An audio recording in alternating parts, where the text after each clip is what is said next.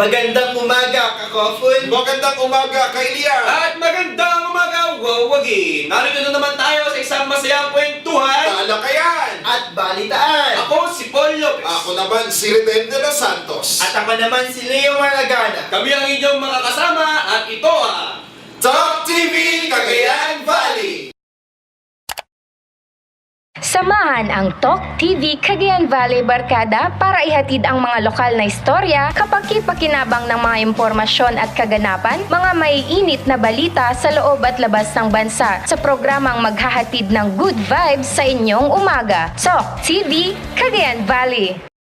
Hindi ba galing ka ng Kawayan Isabela kahapon para sa Media Forum on Federalism? Ano nga ba itong federalismo na usap-usapan ngayon kasama Paul?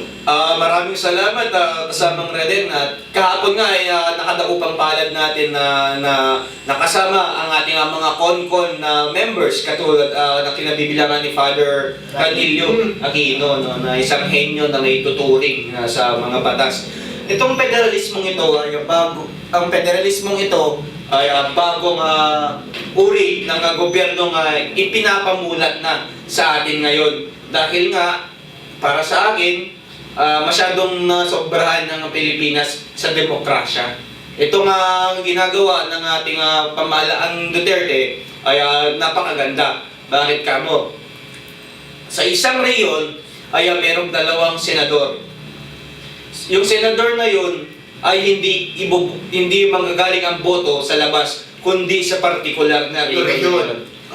Na siya nga independent So, state. dalawang mananalo. Independent state siya. Dalawang mananalo. At kung itong mga dalawang mananalo ito, sila ang magsisilbing gabay at ang boses ng reyon. Katulad dito sa Riyong 2, no? Na laging binabayo ng bagyo. At ayon nga sa ating mga kasama sa DILG, na ang federalismo ay nakikita isang paraan upang masolusyonan. Isn't it, sir, that it's so ironic nang mag-handle dun DILG, knowing na pag nagkaroon na ng federalism, ma-abolish yung agency na yun. Hindi ba? Hindi natin masasabing ma-abolish ang ahensyang yan. Kasi sa federalismo, ang bawat ahensya na nangangasiwa sa isang reyon ay mas mabilis at mas efficient ang kanilang pagsiservisyo dahil pupunduhan ito ng national government. At sabi nga kahapon ay 50-50. 50% rin ang may bibigay sa bawat ahensya. Oh, napakaganda ng kasamang Paul. Paano naman dun sa taxes ng mga mamayan? Kunyari, sa state na to, ilang percent ang taxes sa state na to at ilang percent ang ipupunta nila para sa national government? Magiging parehas din. 50-50. Bagamat ganun din ang ating wages. Kasi nasabi kahapon at may nakapagtanong kung tatas nga ba ang provincial rate, ay wala na mga nasabi na pagtaas, bagamat inaasahan naman natin dahil nga yung employment ay mas magbibigay ito ng trabaho sa ating mga mamamayan. So, maraming magbubukas ng mga trabaho. Tama ka dyan. At dahil sa tingin ko lang palagay ko at para sa akin na yung para sa akin yung ibang mga departamento o yung mga ibang mga opisina sa ilalim ng gobyerno na wala naman ginagawa ay sana ma-dissolve na ito. Dahil mas marami nga nangangailangan ng trabaho at kung ayaw mag-i-dissolve ay pagsamahin dun sa may parehas na merong Parehas function. naman ng layunin. Meron lang akong katanungan, Sir Paul. Di ba pag federalism, isa sa mga konsiderasyon na dapat nating tignan dyan ay kung malawak pa ang area, katulad na lamang ng United States, na nagkaroon ng mga independent states sapagkat napakalawak ng kanilang lugar. Samantalang sa Pilipinas, na napakalit na nga lang natin, tapos i-divide mo pa per independent state. So, paano na lang yun, Sir Paul? So yun nga yung kagandahan na nakikita nila upang matuldukan itong tinatawag na korupsyon. Kasi walang makikialam Walang makikialam sa pondo mo pag once na naibaba na sa'yo ito Unless, huwag mo naman sanang gamitin yung pondo mo Huwag mo naman sana gamitin yung pondo mo sa kalokohan. Sana nga maging maganda ang kinalabasan ng yung federalismo na yan. Tama ka dyan. May tanong lang din ako kasamang Paul, kailan nila balak ma-implement? It will take a year. It will take many years. Many years. Before it will be Tama. established.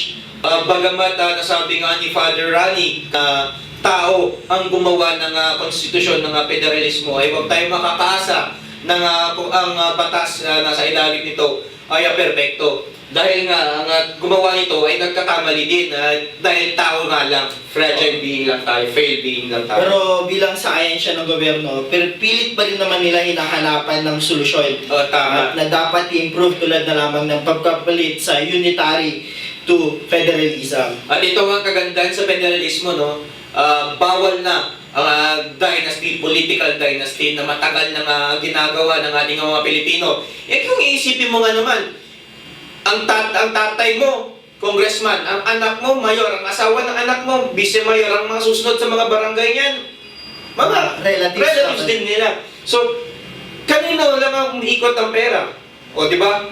So, ibig sabihin, bawal din ang korupsyon dito. Mahigpit na ipinagbabawal ang political dynasty na pinagmumulan ng korupsyon. Kasi tingin ng ating mga political experts talaga, yan, diyan nagsisimula yung corruption, yung political dynasty. Tama ka dyan. At Kaya- once na nalagpasan na natin ito, ay malalagpasan na rin natin ang inflation at ang kahirapan. Nararapat lang na wasakin yung dynasty na yan. Napakasakit na Sir, may isipin katanungan na. lang ako. Sa tingin mo, paano mahati-hati ang mga state? For example, Cagayan, isasama ba natin ang buong Region 2? Isang independent state na ba yan? Paano ba yun naging discussion nila? Actually, ganun. Hindi mo magagalaw yan. Kung anong nakapaloob sa isang region, kung anong nandun sa Region 1, ay ganun pa din. Kung anong nandun sa loob ng Region 2, ganun pa din. So, kung ilang region tayo, ganun karami state, Yes, ganun ba? 18 state pa rin tayo which is composed of 2 autonomous region, an Oh. independent region.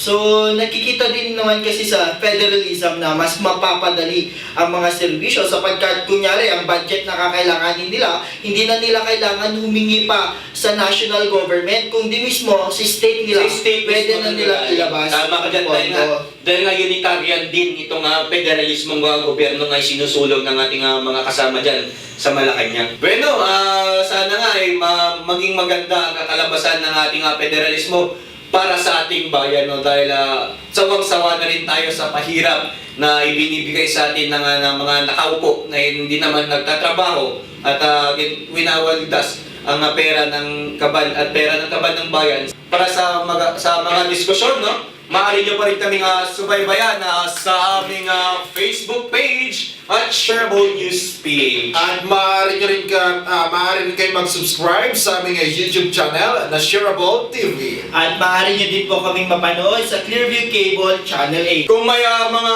sumbong kayo, mga hinaing na gusto nyong iparating sa aming himpilan, ay maaari nyo kaming tawagan or mag-text sa cellphone number 0905-774-3669. Magbabalik kami makaraan ng ilang paalala.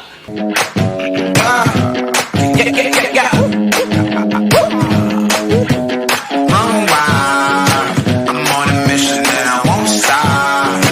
No destination, but it's worth a shot. You gotta let me go. You gotta let me go. You gotta let me go. Run wild. I'm on a mission and I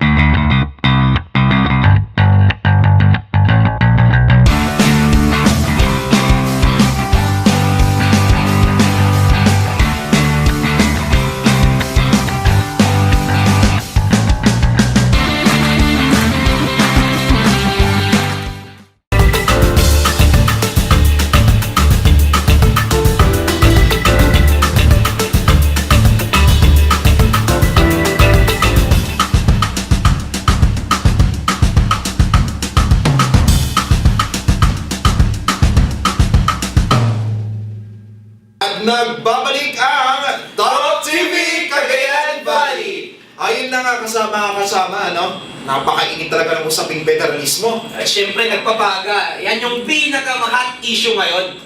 Usapan talaga yan. Pero alam niyo ba, nasa mundo ng social media or mga netizen, nauuso ngayon itong tinatawag nilang food porn. Ano na naman itong food porn? Parang bawal to sa tenga. Ang tawag nga nila dito, #food porn. Di ba? Ang sarap pakinggan. Ito ba yung kukuha ka ng litrato gamit ang iyong cellphone at Instagrammable? Tama ka kasama Paul, yung bago ka kakain ay Kailangan picturean mo muna yung mapagkain. Yan na nga yung trend ngayon eh. Yan yung mga pupunta tayo sa mga mamahaling kainan.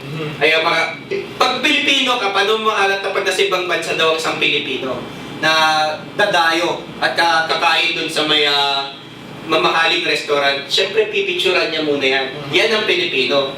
Dahil ang Pilipino, gustong-gusto niya mag-picture. Yan ang kakain ng Pilipino. Ayun At saka, they save memories. Yeah, they save memories. Kung dati pag selfie yung nauuso, ito naman ngayon. Pag-shine #food naman. porn, tawag nila, di ba? Mukhang itong #food porn ay may nakahandang magaganda at masasarap na larawan ng ating mga Iba't ibang talento talaga ito umuusbong lalo na nung sumikat tong teknolohiya or itong mga social media. Lalo na itong mga millennials, talagang naipapakita din Hindi yung mga lang talento nila. millennials, pati millennials, yung mga feeling millennials. Oo, tama ka kasama Paul. Yan. Ayun, yung mga millennials nga naapektuhan na rin mga feeling millennials. Yan. So, ang ating susunod na gagawin ngayon, talagang maghahanap tayo itong mga millennials na ating mga kasama kung bakit nila napiling sumabay sa uso. Pero, dyan lamang kayo. Papanoorin natin ngayon ang #foodporn. Maliban sa pagse-selfie, usong-uso na rin sa social media ngayon ang pagkuha ng larawan ng mga pagkaing katakam-takam at pinapost sa internet. Ang tawag ng mga netizen dito, #foodporn. Ayon kay Luis Claire de la Cruz, isang vlogger at content writer, ang food porn daw ay isang paraan upang gawing maganda at masarap sa mata ang isang pagkain sa pamamagitan lamang ng pagkuha ng larawan. Ngunit nabatid ni de la Cruz na maaaring may maganda at masamang naidudulot ang food porn at ito'y nakadepende raw sa mga titingin. Ang food porn sa madaling salita for the millennials is the taking of pictures ng mga food for the gram, ganyan, para sa Instagram. It's visualizing or making the pictures of the food para maging mas maganda siyang tignan. Like, para maging mas masarap, maging mas lively, ganyan. Samantala, ayon naman kay Cheska Molina, isang estudyanteng kumukuha ng medisina, paraan niya raw ang food porn para maibahagi niya ang mga pagkain kanyang nadidiskubre para masubukan rin daw ng iba. So, nag-picture ako ng mga kinakainan namin kasi maganda yung plating, tapos maganda yung itsura, tsaka gusto ko din i-share yung parang mapuntahan din nila, tsaka ma-experience nila yung na-experience ko din. Habang nagbigay naman ng ilang tips si Lindy Rose Basilio, isang photo enthusiast, kung paano maging malikhain sa pagkuha ng larawan, lalo na sa paggawa ng food porn. Ani Basilio, gumamit ng natural lights upang mas lalong gumanda at maipakita ang tunay na kulay ng pagkain. At tamang anggulo raw ang kailangan para maging kapanipaniwala ang larawan. At sabi pa ni Basilio, huwag raw kakalimutan ang mahalagang paalala sa paggamit ng social media sites na think before you click. Riden de los Santos, Shareable News. Bayan pala yung sinasabi nilang food porn. Mukhang nakakainggan niya. Ikaw, Pero yun nga, nabanggit dun sa report ko kanina, meron palang negatibo at positibo tama. sa Sana pakatatandaan natin yun. Ayun nga, sabi nga ni Lindy Rose Basilio, isang photo enthusiast na nakapanayam sa report na yan, na yung isang rule sa paggamit ng social media, wag lagi daw pakatatandaan yun. Alam niyo ba kung ano yun? Ano to? Yan yung think before you click. Tama, dahil alam naman natin na halos ang gumagamit ngayon ng social media ay ang mga kabataan. At ang mga kabataan ay lubhang mapupusok. No? Reflection kasi yun ng iyong pagkatao, kung ano yung pinapakita mo sa social media. Reflection yun ng iyong pagkatao. So, laging maging maingat. Ito naman kasamang Leomar, paano mo masasabing dapat mag-ingat? dito sa Think Before You Click. Minsan kasi ang social media parang nagiging fake na rin. Parang kasi gusto nilang may please yung ibang tao. Kahit hindi naman nila kaya. Oo. Kahit hindi naman nila kaya. At syempre, itong mga social media ay dapat may kaakibat na responsibilidad sa At pag-iingat. Tama. At dapat pa rin natin isalang-alang kung bakit tayo nandun sa kainan. Upang mabusog, upang matikman ng masarap na pagkain. Dahil Tama nga kayo usapang dyan. pagkain at usapang food porn, total, yan ang pinag-uusapan natin. May isa ako na-discover, Ano? pagkain ito. Ano na naman yan? Siyempre, mainit tayo kanina sa federalismo. Mainit na naman tayo Sa ngayon. food porn. Ano na na? Mainit tayo sa food porn. Ano naman to? Mainit pa ang panahon, hindi ba? Mainit pang panahon, mainit pa ang tugigaraw. Ano na? Swak tong na-discover ko. Isang Siguraduhin ice cream. mo mura to ha. Ice cream Mura na-discover to. ko. Oo naman, napakamura. Produktong Affordable. lokal ba to? Produktong lokal. Aba, bueno, ano pang hinihintay natin? Ating alamin.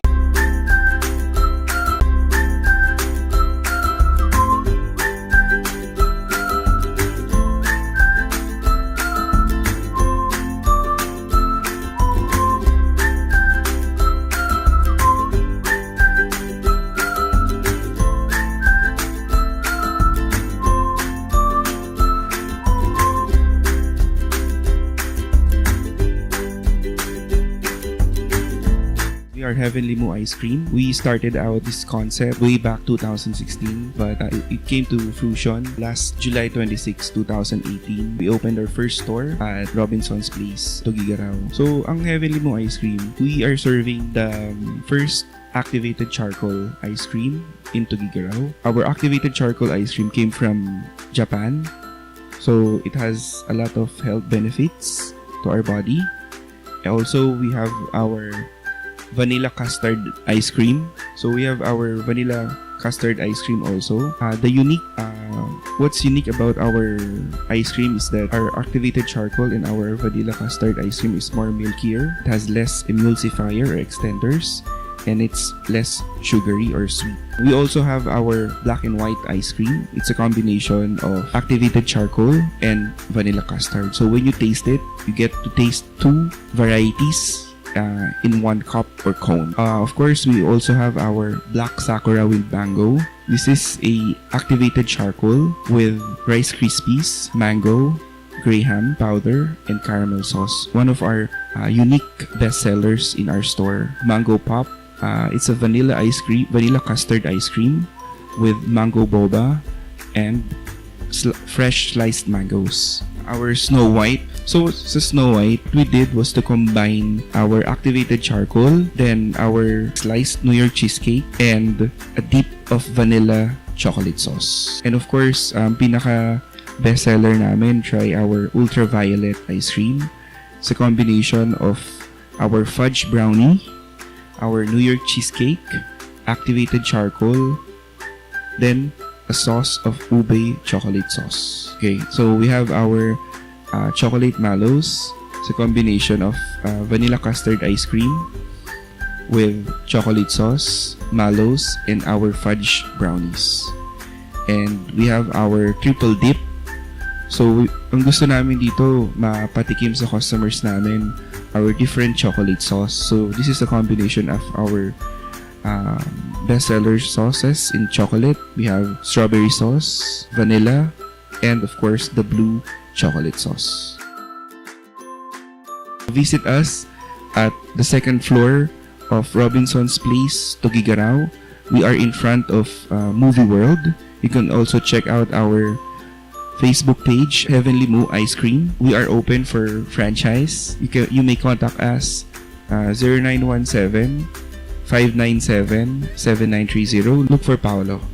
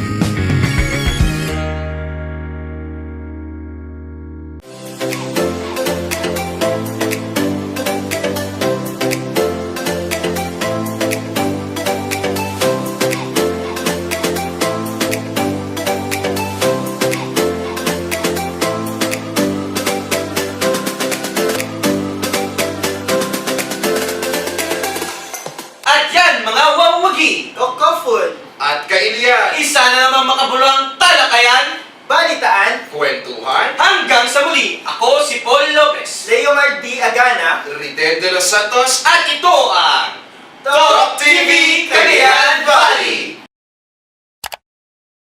Samahan ang Talk TV Cagayan Valley Barkada para ihatid ang mga lokal na istorya, kapaki-pakinabang ng mga impormasyon at kaganapan, mga maiinit na balita sa loob at labas ng bansa sa programang maghahatid ng good vibes sa inyong umaga. Talk TV Cagayan Valley.